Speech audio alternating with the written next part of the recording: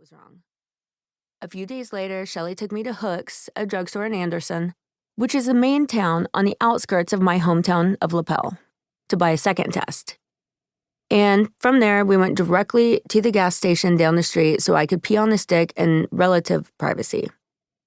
I couldn't very well take it at home and discard the evidence in our trash. What if my parents found it? As expected, the second test came out positive. I stood there, by myself in the bathroom, staring at the two solid lines that declared my fate.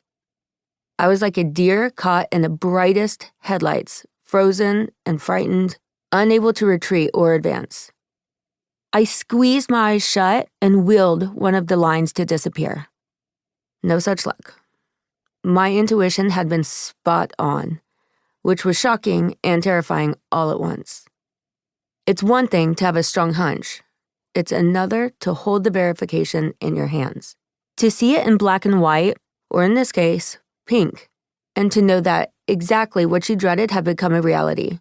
I walked out of the gas station and climbed into Shelley's Cavalier, which was waiting for me in the parking lot. "Try to calm down," Shelley urged. Deep breaths. I inhaled and exhaled, as she'd instructed, but nothing could ease the tightness in my chest or dissolve that lump in my throat. Shelley offered a heartfelt smile, put her car in gear, and exited the gas station. We'd snuck out to take the test after school, and we were able to go while not being supervised by either of our parents. She kept her eyes on the road, and I sat silently, unable to find the words to describe the sheer panic that was pulsing through my veins. Fortunately, I didn't have to. My reticence spoke volumes, which Shelley heard loud and clear. "You can't tell anyone, not a single soul," I said, finally, more for my own benefit than for hers. I knew I could trust Shelley to keep my secret. "I would never," she confirmed. "Thank you." I smiled appreciatively. Certainly, I knew I couldn't hide my pregnancy indefinitely, but I was also well aware that I needed a hot second to figure things out before it became public knowledge.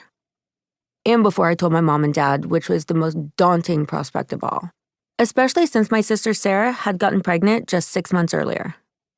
The only difference was that Sarah was 18 years old and away at college, which was slightly more palatable for everyone.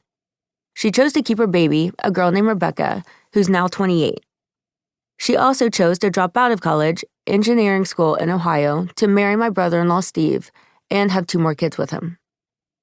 As Shelley drove me home, I compared my sister's situation to mine. Would it make telling my parents easier? Because they'd already gone through the shock of my sister's pregnancy. Or would it make their reaction worse?